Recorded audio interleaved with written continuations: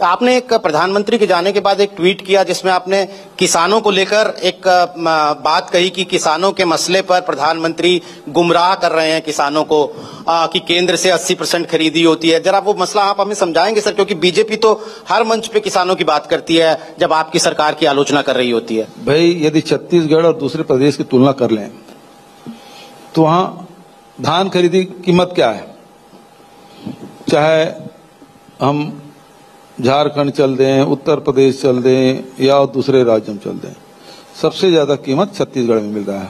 हम न केवल समर्थन मूल्य खरीद रहे हैं बल्कि इनपुट सब्सिडी भी दे रहे हैं। जबकि स्वामीनाथन कमेटी लागू करने की बात भारतीय जनता पार्टी के नेताओं ने की थी, आय तो दुगुनी हुई नहीं लेकिन उत्पादन लागत जरूर दुगुना हो गया। तो ये जो कह रहे हैं कि झूठ बोलने का काम कर रहे हैं।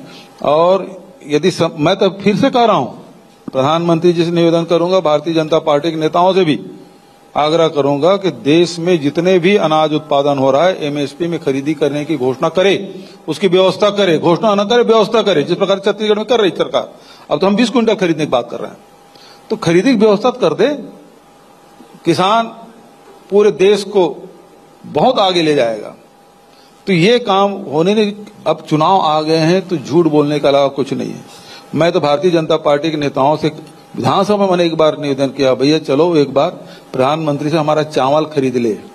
और चावल केंद्र सरकार एफसीआई के माध्यम से अन्य अनाज खरीदती है, धान गेहूं वगैरह खरीदती है, लेकिन कुछ राज्यों में, हमारे छत्तीसगढ़ में नहीं खरीदते।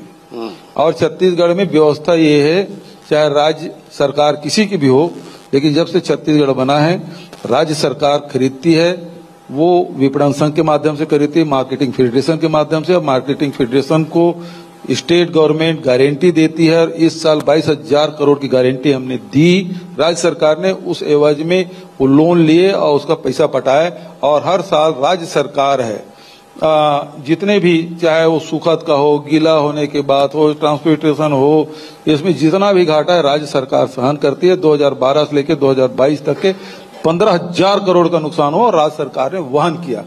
केंद्र सरकार यदि चावल नहीं ली तो जो बचे हुए धान को हमने नीलामी भी किया, उसका घाटा जो 1300-1400 रुपये में जो धान हमने बेचा और खरीदा कितने में, 1900 रुपये में, तो जो अंतर की राशि उस घाटे की भी राज्य सरकार ने वहन किया।